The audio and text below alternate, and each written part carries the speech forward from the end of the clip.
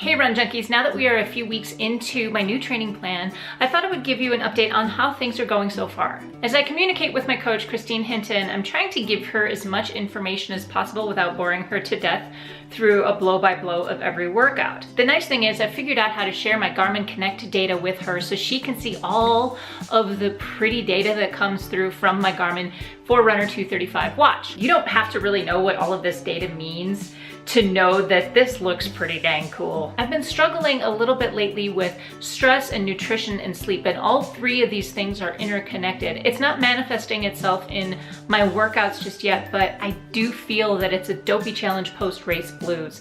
I don't have a really big goal immediately on the horizon right now, so I'm struggling with that kind of lack of purpose. But now that I've started this new training plan with a new coach and I have a new goal in the Boulder 10K, I'm starting to settle back into my training routine and it's starting to feel a little bit more comfortable again. Now, so far I have nailed every single run that Coach Christine has put on my training plan, but I know that it's going to come up because it always does. What happens when life gets in the way?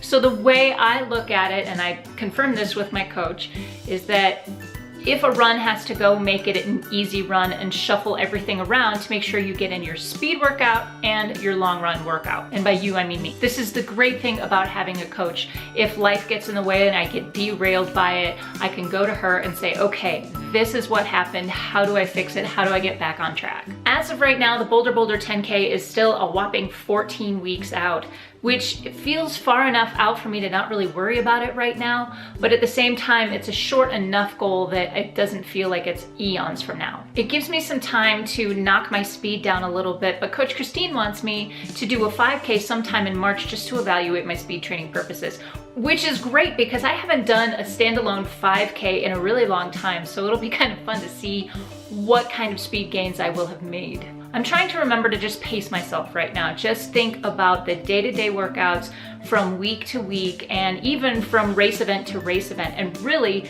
just focus on the Boulder 10K right now. Pulling focus from dopey into Boulder has been a challenge for me this week, but the speed training has been a lot of fun.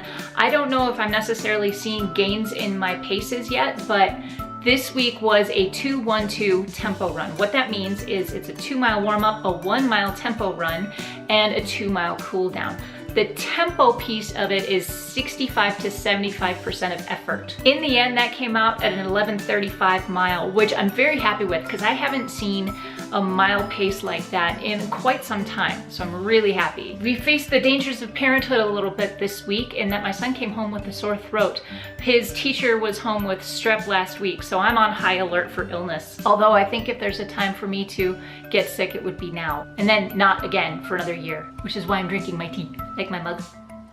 In case you missed it, the Walt Disney World Marathon weekend events opened for registration on Tuesday, Valentine's Day. The 5K sold out that day, and the Dopey Challenge sold out within 3 days, and so did the 10K. So everything else is still available, the half marathon, the full marathon, and the Goofy Challenge. Something happened this week that surprised me and shocked me, but pleasantly so. So my fiance Dave and I were talking about how we're gonna do all of these Disney races here in the next year between the superheroes at Disneyland and Dopey in 2018. And out of the blue, he just says, you know, I think I wanna sign up for the marathon.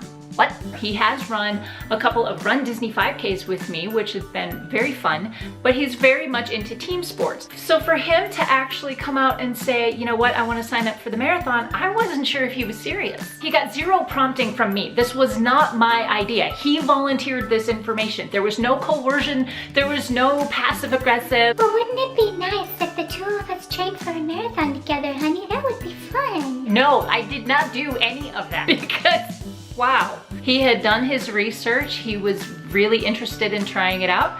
And I said, okay. So on Tuesday, we signed him up for the 25th anniversary Walt Disney World Marathon. He wants to join in on the crazy a little bit, and I absolutely believe he can do this. So my question for you today is, have you ever drafted, coerced, or otherwise encouraged someone to sign up for an event like this?